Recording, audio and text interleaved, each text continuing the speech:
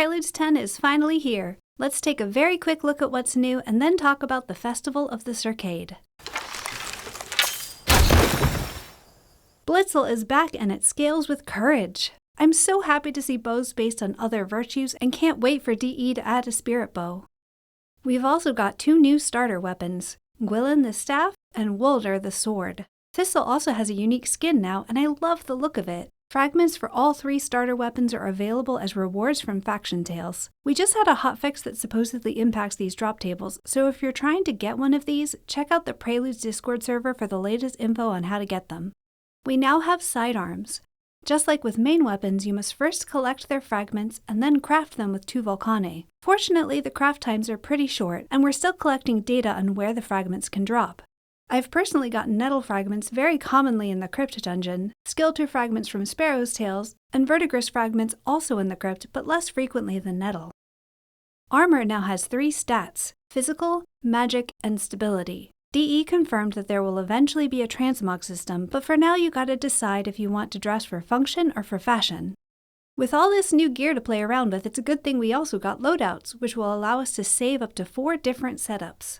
We have a new boss called the Mendicant King, whom you can awaken and fight by ringing this bell at night.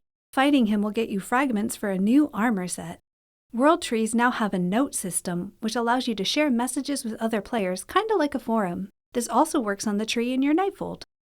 Sparrow's Tails or Faction Tails also got a much-needed update. Tail NPCs now spawn with a length rating, and it seems like up to 3 can spawn at a time, although this can take a while. The longer the tail, the more faction standing you gain. Okay, let's talk about the Festival of the Circade. I'm actually unsure about whether this is a temporary event or a permanent addition to the game. The description made it sound like a seasonal thing, but I'd be really surprised if they remove this dungeon at a later date. The Festival of the Circade revolves around a crypt dungeon with several entrances. The one I've been using is here. To enter the dungeon you need a crypt key, and these are pretty easy to find. Most Sparrow's Tails end encounters will drop them, as will Benneret's and Hillyden. The dungeon itself is procedurally generated, and the tilesets are super cool. The boss room is where things get really interesting. There are 3 damaged murals on the walls, and they will glow in soul mode. If you kite the boss over to one of these murals and kill him close to it, his soul will charge that mural, rewarding you with some lore and a totem. This totem does not need to be crafted. Just go back to your Nightfold and you can equip it. By the way, the original totems now grant a point in their aligned virtue. The totem you get from the Circade dungeon boss will have both a virtue and a time aligned with it. Wearing this totem at the time it's associated with will enable an overworld encounter with the Circade. Your totem will begin to glow at its aligned time, which usually means the ghost is about to attack you, but this can be buggy. There also seems to be a limit of 1 overworld ghost encounter per in-game night. Defeating the ghost will give you a fragment of the Triune Talisman, a totem that will give you 1 point in every virtue. As soon as you get 3 of these fragments, you can craft the totem. No sacred shimmer required. Now, if it looks like there must be more to that final crypt dungeon boss room, that's because there is. 10 crystals scattered around the room each have a spectral glyph that is visible in soul mode, except each player can only see 1 glyph. On Tuesday night, the Preludes Discord was full of screenshots and theories as we all worked together to solve this puzzle. My personal contribution was recognizing that the positioning of the dots on the glyphs was analogous to Roman numerals, which is hinted at in the dungeon artwork. It took us a while to confirm this because one of the glyphs clips into terrain obscuring the dots, but I was pretty sure they had to be there and one dedicated envoy went back and found them. The code for using these crystals is a riddle having to do with the Festival of the Circade entry in your codex. If you want to try solving this yourself, here's a map of the crystals without the code. You should also skip the rest of this video. Thanks for watching and happy hunting! This is a map of all of the crystals with the code. Note that the orientation of this room depends on how your dungeon generates, but the crystals are always in the same spots within the room itself.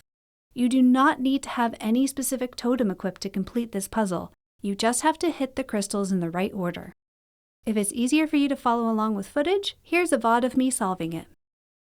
Crystal 6 is up here, right under this circular emblem. Crystal 7 is right by the bottom of these stairs. Crystal 3 is by this broken section of wall. Crystal 1 is down here at the base of this pillar-styled corner.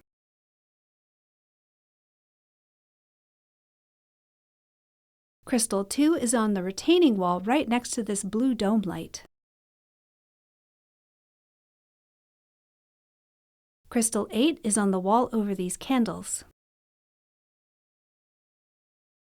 Crystal 5 is on the wall to the side of these crescent moon plaques. Crystal 4 is on the chest of this freestanding statue.